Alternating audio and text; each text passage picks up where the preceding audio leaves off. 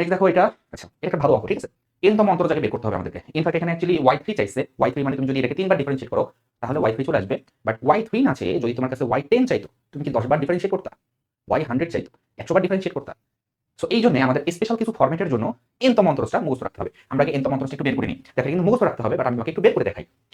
y সমান কি 1/x, তাহলে y কে আমি x ইনভার্স 1 লিখতে পারবো। তাহলে একবার ডিফারেনশিয়েট করি, একবার ডিফারেনশিয়েট করলে -1 x টু দি পাওয়ার -2, দুইবার ডিফারেনশিয়েট করলে কি হবে? -1 -2 সামনে চলে আসবে, x টু দি পাওয়ার -3। তিনবার যদি ডিফারেনশিয়েট করি তাহলে -1 -2 -3 টা সামনে চলে আসবে, x টু দি পাওয়ার -4। এভাবে আমি যদি n সংখ্যকবার ডিফারেনশিয়েট করি তাহলে কি হবে? n সংখ্যকবার যদি ডিফারেনশিয়েট করি -1 -2 -3 কত পর্যন্ত যাবে? মাইনাস কত পর্যন্ত যাবে?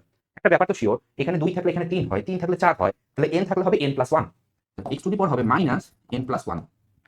আবার খেয়াল করো, 1 থাকলে এখানে 1 এ যায় শেষ, 2 থাকলে এখানে 2 এ যায় শেষ, 3 থাকলে এখানে 3 পর্যন্ত যাচ্ছে, তাহলে n থাকলে ফাইনালি n পর্যন্ত যাবে।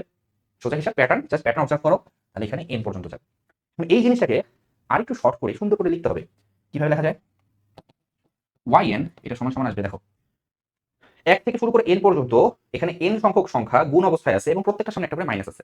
তাহলে n সংখ্যক -1 আমি যদি গুণ করি, n সংখ্যক -1 গুণ করলে হয়ে যাবে -1 টু দি পাওয়ার n। তাহলে মাইনাসটাকে আগে ব্যালেন্স করে দেই, -1 টু দি পাওয়ার n। তাহলে মাইনাসগুলো গেল, বাকি থাকতেছে কি 1 2 3 4 এভাবে n পর্যন্ত। 1 থেকে শুরু করে n পর্যন্ত সকল ধনাত্মক পূর্ণ সংখ্যার গুণফলকে ছোট্ট করে n ফ্যাক্টোরিয়াল লেখা যায়। তাহলে এখানে তুমি লিখতে পারবা n ফ্যাক্টোরিয়াল। গেল, তাহলে এইখান থেকে এই পর্যন্ত গেল। বাকি আছে x to the power -n+1, এটাকে যদি আমি নিচে লিখি তাহলে এখানে x to the power n+1 and that's the formula.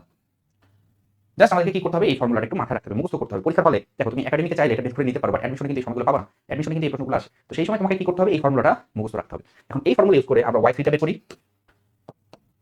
y3 টা হবে আর কিছুই না, এই ফর্মুলাতে -1 টু দি পাওয়ার n এর জায়গায় বসাও 3, সামনে বসবে 3 ফ্যাক্টোরিয়াল, আর x টু দি পাওয়ার বসবে 3+1, তার মানে হচ্ছে কি 4। তাহলে -1 এর উপর কিউব দিলে থাকে -3 ফ্যাক্টোরিয়াল ডিভাইডেড বাই কত? x টু দি পাওয়ার 4। দেখো কোন অপশনের সাথে মিলছে কিনা? অপশন ক এর সাথে মিলছে। অপশন ক হচ্ছে কারেক্ট অ্যান্সার।